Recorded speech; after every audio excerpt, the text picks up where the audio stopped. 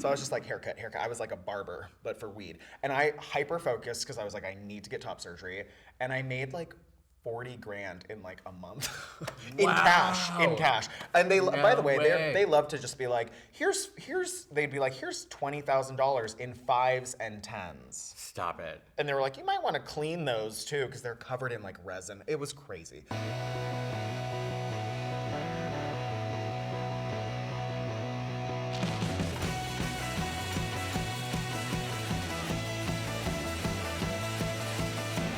Hi, I'm Damian Pelliccione. Welcome to Mic Drop, where pop culture collides with the stories that matter the most. And nobody leaves without dropping something real.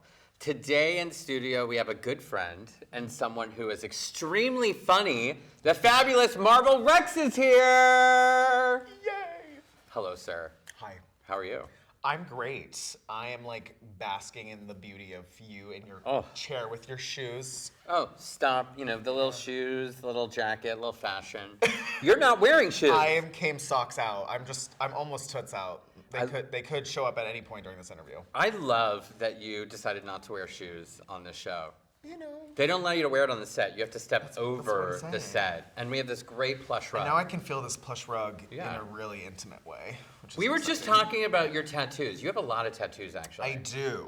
Because I didn't necessarily start out as an actor. I started out as like a weirdo performance artist. So tattooing is like where it's at. Yeah. But now, like, and you were just saying that you're getting them removed. I am. I'm getting my tattoos removed. Why are you getting your tattoos? tattoos? Not all of them, because that's actually like a lot of work and a lot of money. Not yet. I'm Pete Davidson. I'm the trans Pete Davidson. Maybe. No, I'm getting them removed. Some of them removed because it's just a pain in the ass, and I want to play like a lot of period stuff, and so they can cover them, sure, but I'm like, whatever. I like to reinvent myself. I'm a tranny. I love to reinvent myself. You reinvent yourself so many times. I'm like, oh my gosh, especially with all the different parts. You play so many. Oh my God, let's talk about like all the shows that you're on right now besides I'm Dead. Yes. I'm Laid Bare. Yeah. Laid Bare, on which is Out TV. Yeah. We love. You can watch it via Apple TV. Love. Gay Murder Mystery. I play a very sassy model named Montana, which was really fun to play. It was fun to be bitchy for like 10 episodes. You know what I mean? I'm just like, oh, so much fun. So much fun to be mean. And yeah, I'm on Book of Queer on HBO. Yes. Let me think, what else? I'm in all sorts of indie features and stuff that are coming out as well, and yeah. You're never not working. I swear to God, it's even a miracle that we got you here today. I agree. On one of your off days. Yes, and I'm actually traveling today, so yes, we're... Killer, you're in it. Clark Kent, in and out. So, I found out that your guilty pleasure show is South Park, and I just have some questions to explore your passion of this show. Okay, what is your favorite character on the show? Cartman. Least favorite character on the show? Oh, gosh. Probably Cartman's mom. Do you like newer seasons or older seasons? Well, it's like I like the beginning, early South Park, and then I actually really am loving the last like 2-3 seasons because they're so politically charged. So politically charged. Unhinged. The best. Most unhinged character on the show? Most unhinged. Mr. Garrison, like his whole arc is wild. Yeah, I would say Mr. Garrison. Yeah, I love where he's gone and where he's going. I love Mr. Slave. Is Cartman hilarious or unbearable? Depends on the episode. I would say mostly hilarious to me. A quote you use or have used in real life? Oh, from South Park? Yeah. I mean, I often, I'm talking about Cartman all the time, but I often am like, come on, guys. Ma'am, go away, ma'am. My partner loves that. She loves Cartman. She doesn't like it. She doesn't get it. Every time I go into the Cartman voice, she's like, what are you doing? Oh my God. Why are you talking like that? The best. You've studied this. Would you survive in South Park? Oh yeah. I would do whatever it takes. I would be like, I would hang out with Satan. Oh my God. And Saddam Hussein. Saddam Hussein. Well, I kind of agree actually. That sounds like that would actually be the most fun. If I were a character on South Park, I mean, come on. Satan's having a really good time. Yeah. They're really having a resurgence in the new season. Uh-huh. Lot to play off in real life. Who is the character on the show that Marvel most relates to? Oh. Probably Eric. Yeah, I think so. I think Cartman. Well, no, Cartman, I'm like, but Stan's Jewish. Stan's Jewish. Stan's Jewish. Yeah, I think maybe Stan, well, on a good day, I'm Stan. On a bad day, I'm Cartman. And I'm often in Cartman. My mind is the mind of Cartman. I love that. Good mensch. All right, well, I've got another fun round of questions for you because I found out that your favorite celebrity is yourself.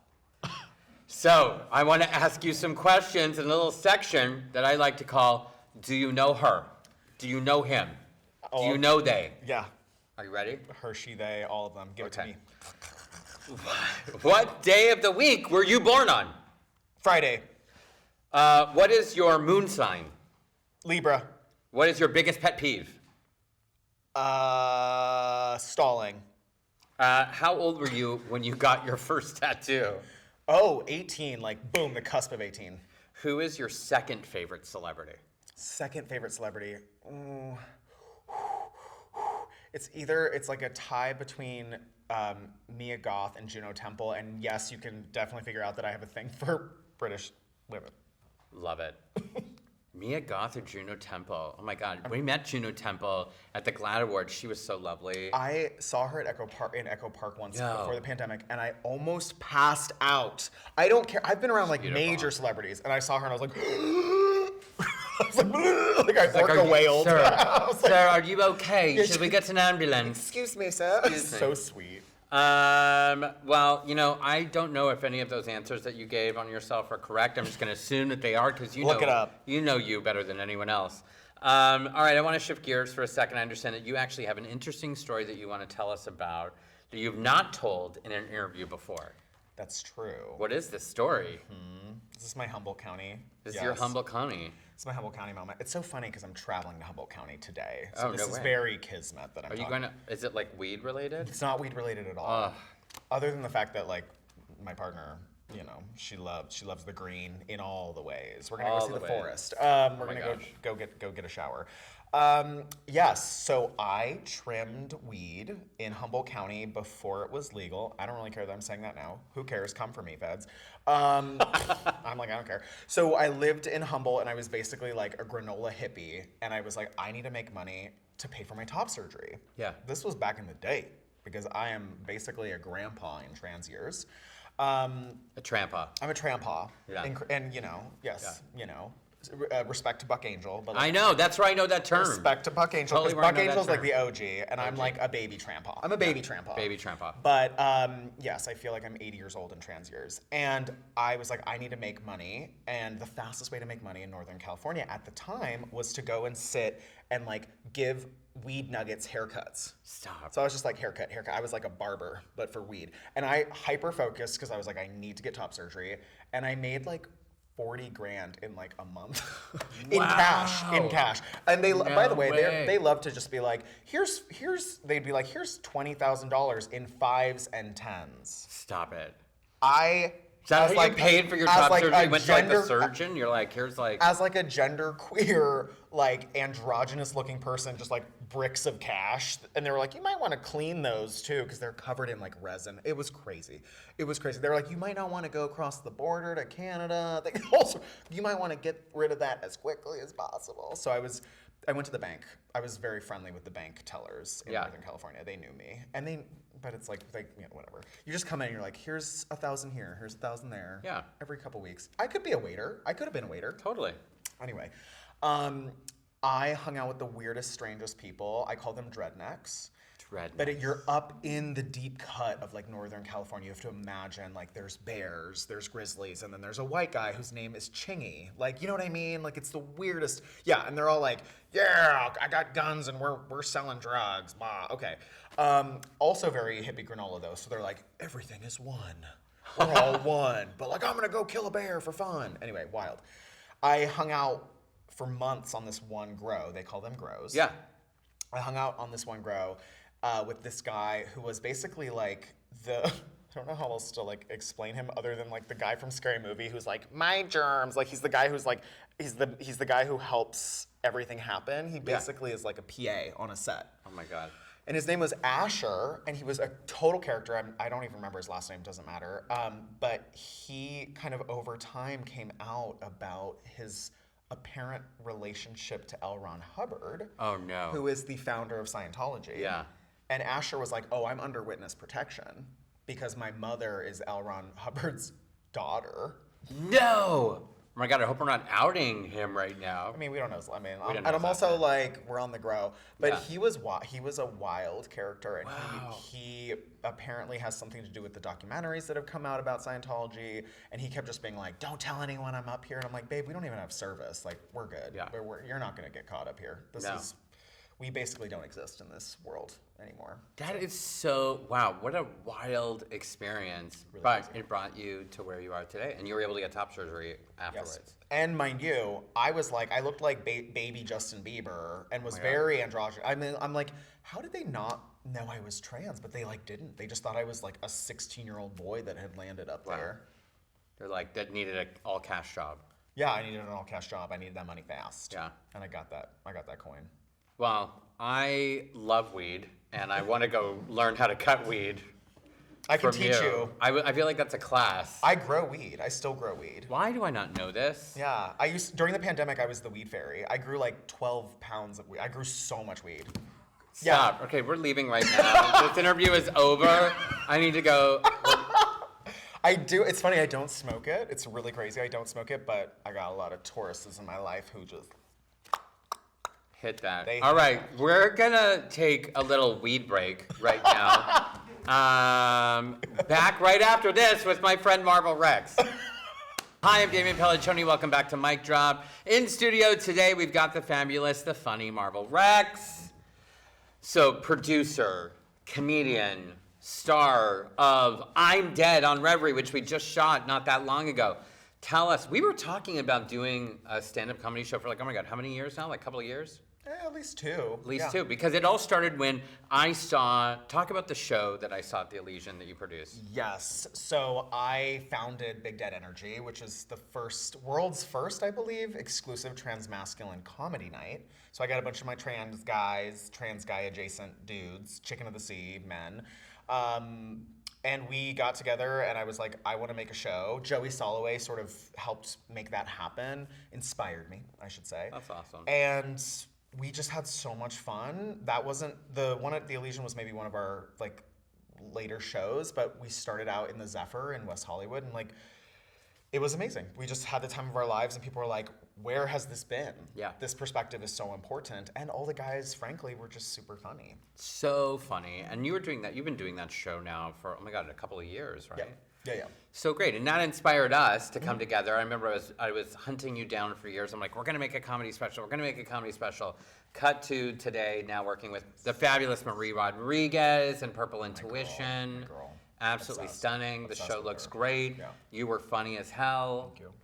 What was that experience like working on I'm Dead? I have to say, and I mean this from the bottom of my heart, both nights, because I hosted the first night, was there performing the second night, I could have had that go on for months. I would have wanted to hang out with every comedian for like, I was like, why was it just 2 days? I know. I miss everybody. And I bonded so deeply with them, even though it was just like, a quick kind of like 12-hour situation. So, the best. Everyone is so iconic. Well, you are a funny man, sir, and a lot of folks are going to love what they see in your stand-up set on I'm Dead. Let's cut to a clip and take a look. No, it's a weird time. It's a really weird time being a man with a Mariana Trench. It's weird. Weird. It's weird. And gay men make it harder for me. Okay? Yes, gay men, I'm coming for you right now. This is for you. This one's for you!